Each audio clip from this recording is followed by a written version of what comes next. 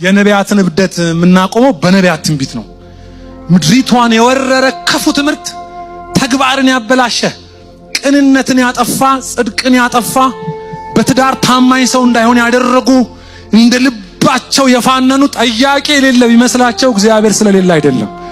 እመኑኝ የጊዜ ጉዳይ ነው። ሙላት አለው። ይሄንን ስናገር ለሁላችን ነው። እኔ ነፃ ሆኜ ማውራ ከመሰለ ተሳስተሃል። መተህ እንዴት እንደምጨነቅ ብታየን ጥሩ ነው። የእግዚአብሔር ቃል እንዲም ነው። ዛሬ እንደ ልብ የሚፋነንበት ማንም ምን እንደሆነ አይጠየቅም። ብቻ አሜን በሊልሃል ተነስተ አሜን ትላለህ። ሰውን ማይጠይቅ፣ ጽድቅን ማይጠይቅ፣ ፍሬን ማይፈልግ ትውልድ መጣ። አመንዝራ ትውልድ። አመንዝራነት እኮ እቤት የሌለችው አይነት ሴት ጋር ሰው የሚሄደው ስፒሪት ስለሆነ ነው። ያው the same ኦርጋን ያላት ዝም ቤት ያለችው ደጅም ያለችው ስፒሪት ነው አመንዝራነት። አለመርጋት።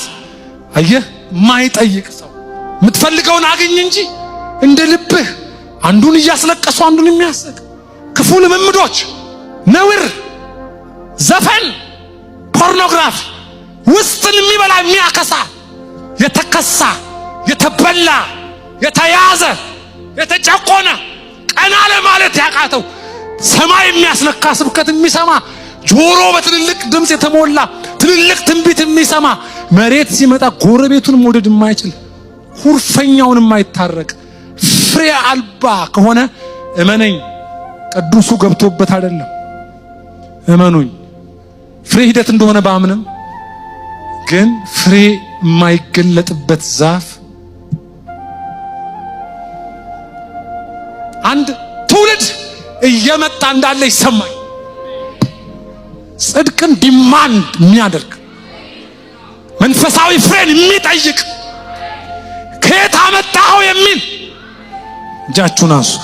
ይሄ ቅባት ይፍሰስብን እንደገና። ቤቱን ያረከሰ፣ አገልግሎቱን ያረከሰ፣ በክፉ ልምምድ የተሞላ ዓለማዊነት፣ ዝሙት፣ ክፉ ምኞት የተጠናወተው ነገር ዛሬ ጸልያለሁ ከላያችን ላይ ይፋታ። መሽገር እንደሚነቀል ከላያችን ላይ ይነቀል። ያከሳን ይነቀል፣ የበላን ይነቀል።